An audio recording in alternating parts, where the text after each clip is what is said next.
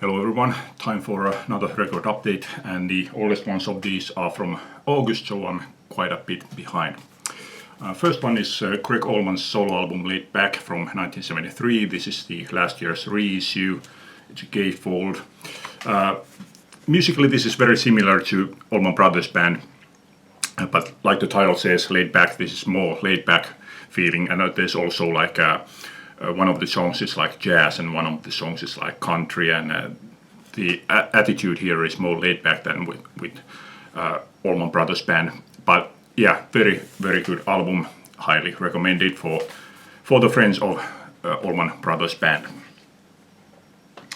Okay, second one is second album is from Go-Go's Vacation from 1982. By this time their personal relationships had started to deteriorate, and their use of drugs and alcohol didn't make matters any better. And so this album, despite the happy sleeve, is more downbeat. The songs are more darker. But yeah, still a good album. I don't think this is as good as Beauty and the Beat, but a decent album anyway. Okay, let's step over to the CD for a moment. I had been thinking about this band for a long time. I was considering between two albums, and in the end I decided to buy Leftoverture by Kansas, simply because this one does not include the song Dust in the Wind, which I feel is a bit too sugary for my taste. I wasn't so sure about this one either, because this one includes Carry On Wayward Son, but in the end I do like that song. So yeah, I decided to go with this one. And to my surprise, this was, well, it's kind of wrong to say that hard rocking, because it's not exactly a hard rocking album, but it wasn't so sweet and polished stuff as I thought it would be. It is polished and it is highly melodic, but it wasn't so like overdone as I was expecting. So yeah, good album. Okay, next one was one album that I actually didn't think that I would buy on vinyl. I've had this one on CD for ages. This is Cure, Standing on a Beach. Yeah, I wasn't really considering buying this one on vinyl, but I happened to chance upon this on our local version of eBay, and the seller had done the same mistake as Cloudy once managed to find his Angel Witch album. So, in other words, the seller had miswritten the title of the album, so I'm guessing that nobody else found this album because of that, and that's why I was the only bidder of this album, and I paid like €7 for this album. Okay, next one, Creedence Clearwater Revival live at Woodstock. Damn about that glare. Great album. This one remained unreleased mostly because of John Fogerty. He apparently didn't think that they played too well, but I think this is a great album. And I think the other reason why this one was released is because, from what I know, the copyright has been extended to 70 years. But with the stuff that has not been released within 50 years goes copyright free. So had this not been released, it would have become copyright free, which is the reason why I believe that there was last year a massive CD box set of Woodstock being released, which included everything recorded at Woodstock.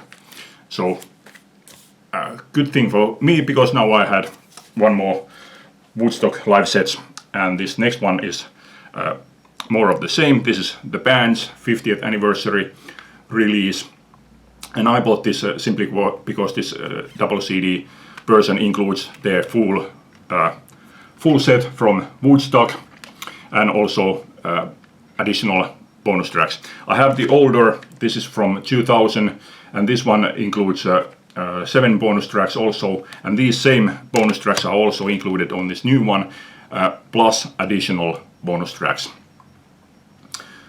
Yeah, I would have preferred to find this one on vinyl, but the vinyl included only this self-titled The Band album, so I went for the CD. And by the way, this issue from 2000. If you want to read about the making of the band albums, I highly recommend getting these issues from 2000. These booklets are absolutely fantastic. They tell very, very detailed about making of these albums.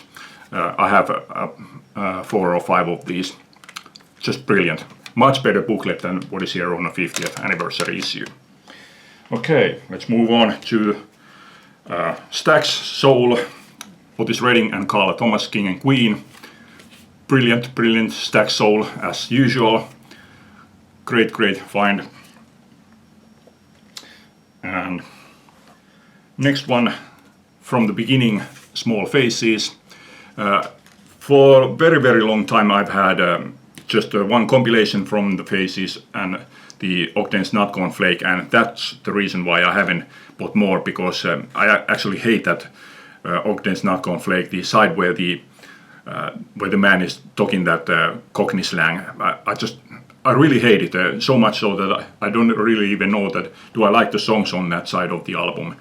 But recently I met 2 big Small Faces fans and we talked about them for a while, so it made me buy some more. So yeah, great 14 song compilation from early Small Faces, highly recommended.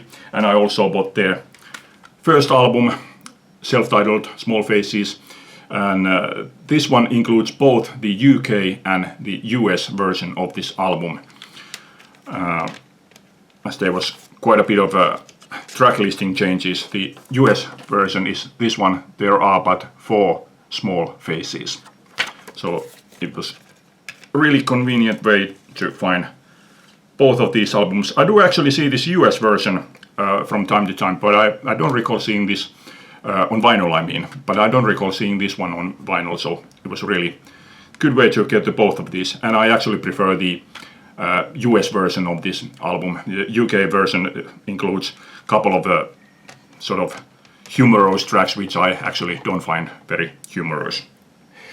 Okay, let's move on. The Kinks, State of Confusion. This is from '83, I think it was. This is German pressing. Let's see if I say it here. Yeah, '83.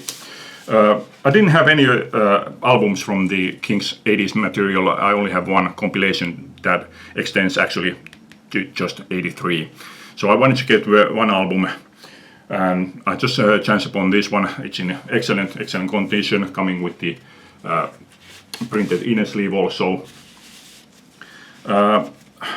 Song material, there are about 4 tracks that I would say are great, and the rest of the tracks are okay. I don't think they are that great, but good songs anyway. So yeah, I don't think that this is as good as their 70s albums. I have about half of the 70s albums, and I do think those are better, but this one also do have its high points. And next one is also a Kinks one, and this one is one of the albums that I have been looking for a long time, many years. This is Kinks To The Bone double CD. This is mostly acoustic and live versions of their old material, including also 2 new studio tracks. Yeah, this has been very difficult to find because I haven't seen this one here in the shops at all, so I've been hunting this one from the eBay and Discogs, but it's always go for such a high price that I wasn't prepared to pay even close to that high. But luckily somebody sold it on eBay for about a quarter of what it usually goes for, so I quickly snatched it up. So yes, very happy about that one. And second, very similar, also have been hunting this one for many years, and this one goes even for higher. So again, I was extremely lucky to find this one. This is Maybe Tomorrow by Ivies. Ivies became shortly after this, they turned their name to Badfinger, and this is obviously very similar to Badfinger, as actually many of these tracks were remixed for their first Badfinger album. This is some of these songs are clearly aimed at teen audiences. The arrangements here are clearly aimed for the teen audiences, but other than that, I think it's a good album, although they would make a lot better albums as Badfinger.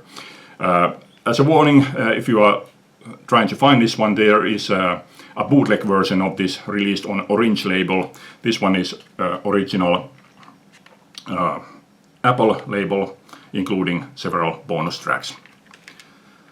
And a third one, also album that had been very, very difficult. So difficult, in fact, that I had already given up hope even finding this, and I hadn't been even looking for this anymore. I bought, was it last year or year before, I bought another album instead of this, because, like I said, I had already given up of hope on finding this, because I had never seen any copies, either on vinyl or on CD. But I was at one local record store's pages, and this one just happened to pop up there, and I was amazed that this had been reissued. This is Humble Pie, Town and Country, partly acoustic album, excellent album.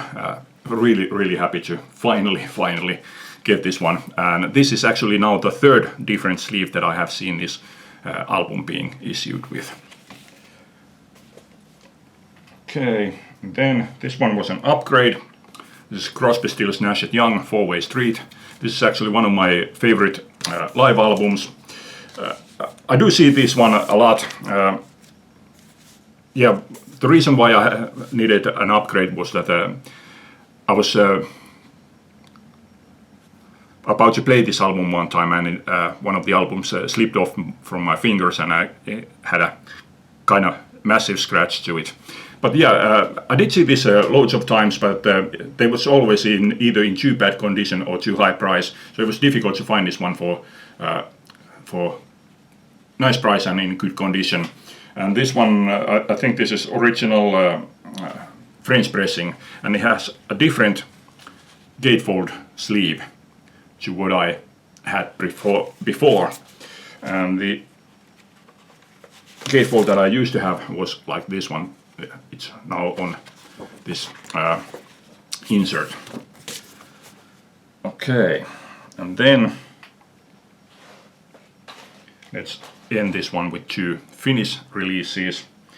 This is Havana Black, Growing Wings, their album from 1993. I didn't buy this back then. I don't recall ever hearing anything of this. By this point, I didn't follow them anymore.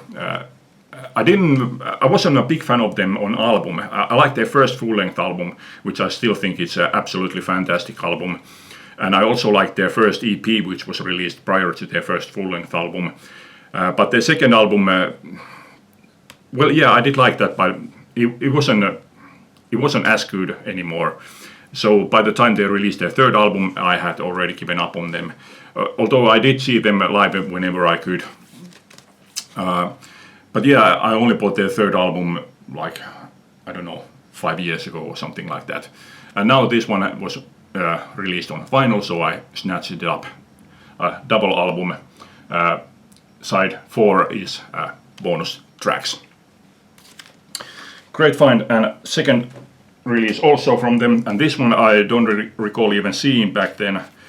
This one was issued in 1994. This is also Havana Black, Leftovers for the Right People, 4-track EP. One of these songs is original and 3 are covers, but I am not aware of these originals other than Magic Carpet Ride, which is a Steppenwolf cover, but I don't know who these others are.